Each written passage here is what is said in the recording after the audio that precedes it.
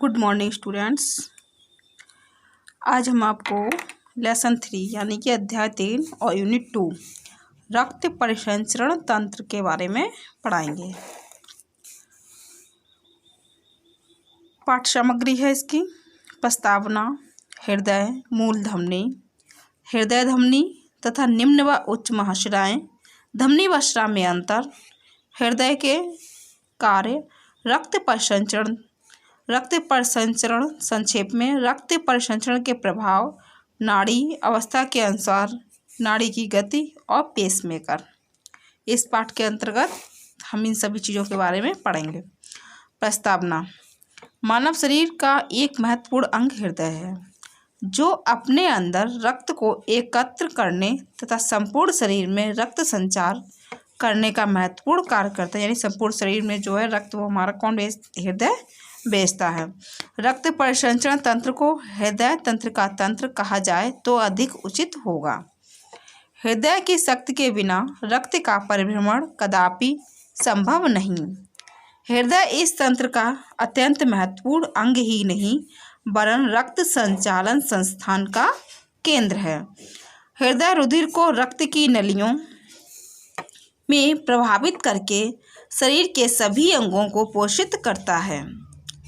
संपूर्ण शरीर की रक्त नलियों में समान गति से निरंतर रक्त प्रवाह होता रहे, इसके लिए आवश्यक है कि इसे कोई एक शक्ति प्रवाहित करे। यह शक्ति हृदय प्रदान करता है। इनमें बलपूर्वक रक्त को पंप करने की क्षमता है। सामान्य दशा में इससे रक्त निरंतर एक समान गति से प्रवाहित होता रहता है। यह हृदय की बाह्य संरचना है। ये चित्र आपको बनाना है।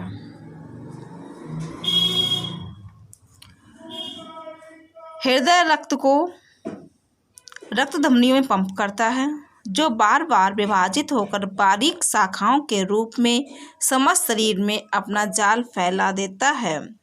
वे शरीर के सूक्ष्मतम भागों में रुधिर ले जाकर उनको भोजन एवं ऑक्सीजन गैस पहुंचाती हैं। वहां से लौटते समय उनमें उत्पन्न हुए निरर्थक पदार्थ और कार्बन डाइऑक्साइड गैस आदि हानिकारक पदार्थों को रक्त के साथ ले आती हैं। रक्त परिसंचरण तंत्र इन महत्वपूर्ण कार्यों को अत्यंत सफलतापूर्वक करता है। रक्त संचालन क्रिया को समझने के लिए हृदय तथा रक्त वाहिनियों की बनावट तथा कार्य की जानकारी प्राप्त करना आवश्यक है। अब पढ़ेंगे हम रक्त परिसंचरण तंत्र। रक्त शरीर में ना तो एक निश्चित स्थान पर रहता है और ना ही एक अंग में एकत्रित रहता है, ना ही रक्त नलिकाओं में केवल भरा रहता है, बल्कि यह निरंतर संपूर्ण शरीर में चक्कर लगाता रहता है। यानी कि हमारे पूरे शरीर में बहता रहता है। हृदय से रक्त के एक बार पंप करने के पश्चात पुनः पंप करने के मध्य के समय में रक्त के संपूर्ण शरीर में एक चक्कर पूर्ण हो जाता है। इसी प्रकार 1 मिनट में 72 बार हृदय रक्त को पंप करने झटके के साथ बाहर निकालता है। अतः रक्त का चक्कर भी 1 मिनट में 72 बार होता है। जो हमारा ब्लड सर्कुलेशन वो 1 मिनट में 72 बार होता है, जो जीवन पर्यंत चलता रहता है। रोग की विशेष अवस्थाओं को छोड़कर अतः संपूर्ण शरीर में रक्त के बार बार चक्कर लगाने को रक्त परिसंचरण या परिभ्रमण कहते हैं। रक्त परिसंचरण में भाग लेने वाले अंग हैं जो निरंतर कार्यरत होकर मानव को जीवित रखता है। यदि 3 मिनट के अंदर हृदय से मस्तिष्क को रक्त न मिले तो मस्तिष्क अपना कार्य बंद कर देता है, जिसका परिणाम होता है व्यक्ति की मृत्यु। हृदय बछुआ में उरोस्थि के कुछ नीचे दोनों फेफड़ों के मध्य में कुछ दाईं ओर हटकर स्थित होता है तथा पसलियों के पिंजरे में पूर्ण सुरक्षित रहता है। इसका आकार एक बंद मुट्ठी या नाशपाती के समान होता है। हृदय का आकार जो है वो बंद मुट्ठी या नाशपाती के समान होता है, जिसका नुकीला भाग नीचे की ओर होता है। एक स्वस्थ व्यक्ति के हृदय का भार लगभग 300 ग्राम होता है। लंबाई लगभग 13 सेंटीमीटर तथा चौड़ाई 9 सेंटीमीटर होती है। इसका सामने का भाग कुछ उभरा हुआ गोल सा तथा पीछे का भाग चपटा होता है। इसका रंग गहरा लाल या बैंगनी होता है। ये है हमारे हृदय की खड़ी काठ। आंतरिक रचना प्रदर्शित करने के लिए हृदय की खड़ी काठ।